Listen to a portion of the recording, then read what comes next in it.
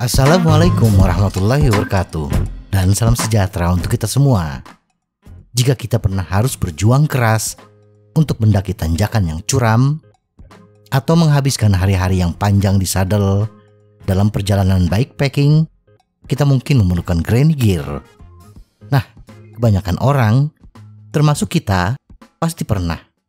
Kita merasa pingsan, ada rasa sakit yang membakar di kaki, leher, dan punggung kita. Dan sebanyak apapun usaha yang kita lakukan, bahkan pada gigi paling rendah, kita tidak bisa mengayuh pedal sekali lagi. Terlepas dari namanya, granny gear bukan berarti untuk diterapkan di sepeda nenek-nenek atau kakek-kakek.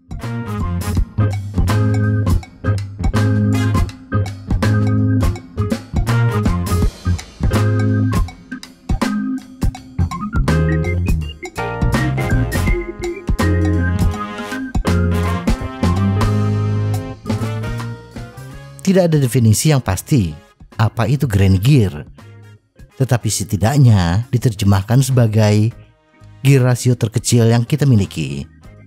Seberapa kecil gear rasio yang dibilang granny gear? Tidak ada ketentuan. Tetapi untuk road bike, biasanya bila gear rasio di bawah 1. Jadi misalnya chainring terkecil kita adalah 30T, maka setidaknya sprocket terbesar kita 30T atau lebih.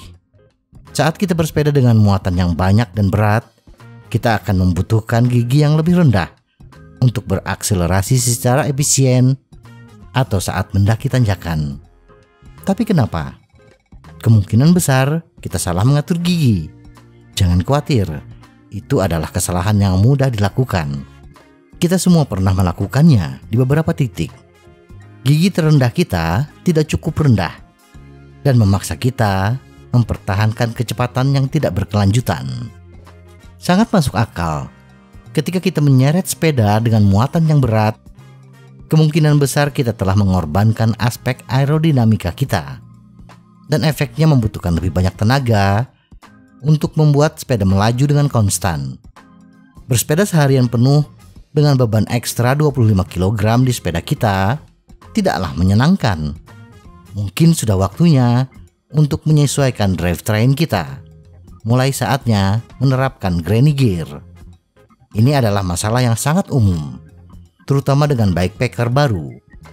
Kita terbiasa dengan personeling yang relatif tinggi pada sepeda jalan raya kita, dan kita tidak memiliki masalah untuk mendaki bukit atau melakukan perjalanan jauh.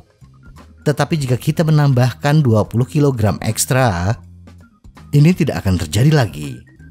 Saat kita melakukan bikepacking, kita harus melakukannya dengan kecepatan yang terasa terlalu lambat. Ini karena kita akan lebih cepat lelah dengan semua beban itu, terutama jika kita akan berada di sadel hampir sepanjang hari. Jadi, solusi untuk masalah ini adalah memperluas jangkauan gigi kita.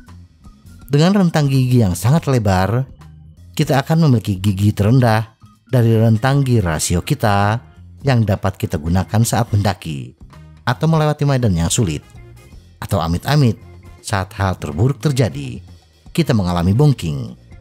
Bahkan jika kita tidak akan melakukan bikepacking, tidak ada salahnya memiliki granny gear selama kita memiliki jangkauan yang luas sehingga kita bisa dapat mencapai kecepatan yang lebih tinggi bila diperlukan.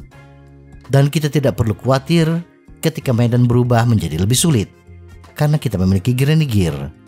Bisa jadi kita akan mampu mendaki 30% pendakian, di mana biasanya kita akan mendorong sepeda kita atau dapat bersepeda lebih jauh dari sebelumnya.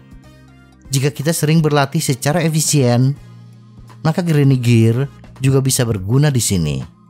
Pelatihan zona 2 terbukti berdampak besar pada kebugaran kita. Saat kita melakukan perjalanan zona 2, kita harus tetap berada dalam batas zona 2 kita.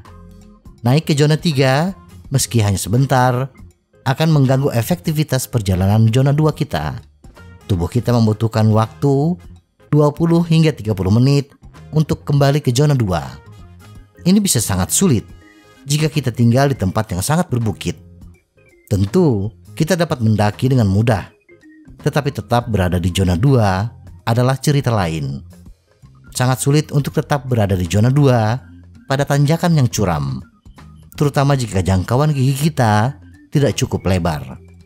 Granny Gear juga akan membantu kita di sini. Kita akan dapat tetap berada di zona 2 dengan mudah. Berlama-lama mendaki dengan kecepatan seperti pejalan kaki, tetapi setidaknya kita tidak akan mengganggu latihan kita.